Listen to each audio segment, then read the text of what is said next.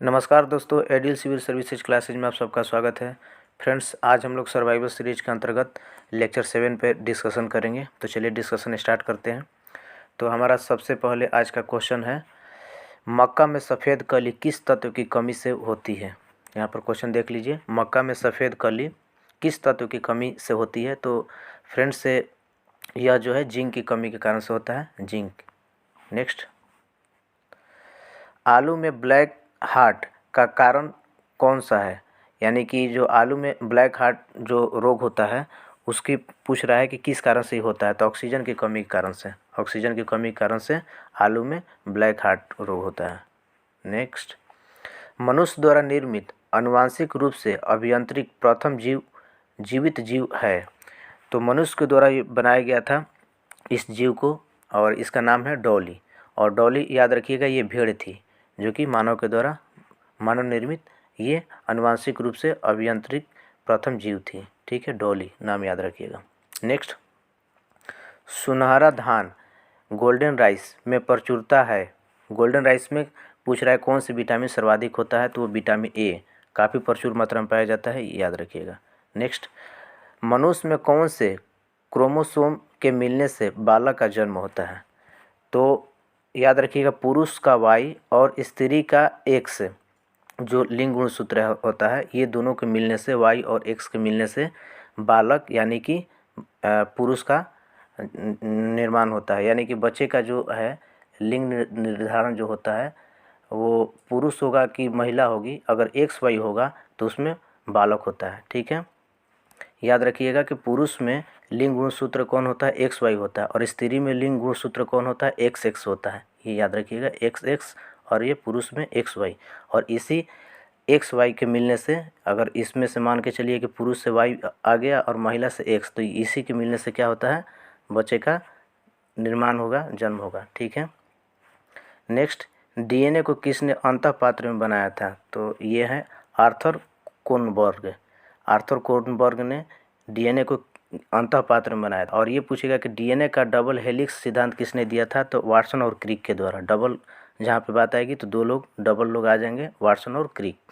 Next, शिशु का पितृत्व स्थापित करने के लिए किस एक तकनीक का प्रयोग किया जाता है। तो डीएनए फिंगरप्रिंटिंग।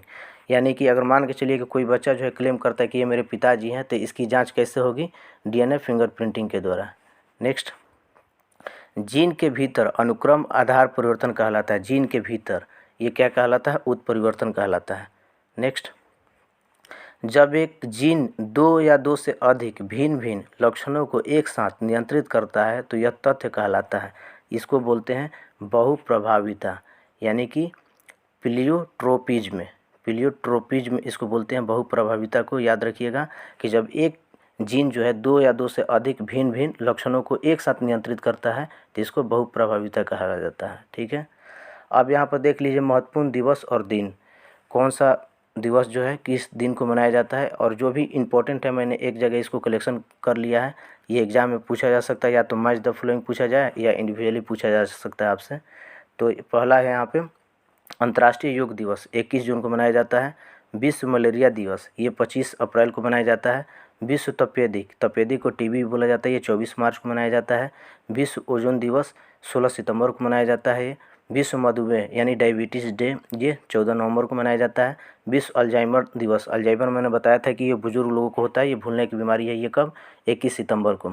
विश्व पोलियो दिवस ये 24 अक्टूबर को। अब विश्व मानसिक स्वास्थ्य दिवस ये 10 अक्टूबर को। तो जो भी मैंने बताया फ्रेंड्स, इसको अच्छे से याद कर लीजिएगा, आपके एग्ज़ाम में पूछे जा सकते हैं। नेक्स्ट, मायोग्लोबिन में कौन सी धातु होती है। तो ये लोहा इसमें होता है। मायोग्लोबिन में कौन सी धातु होती है, लोहा।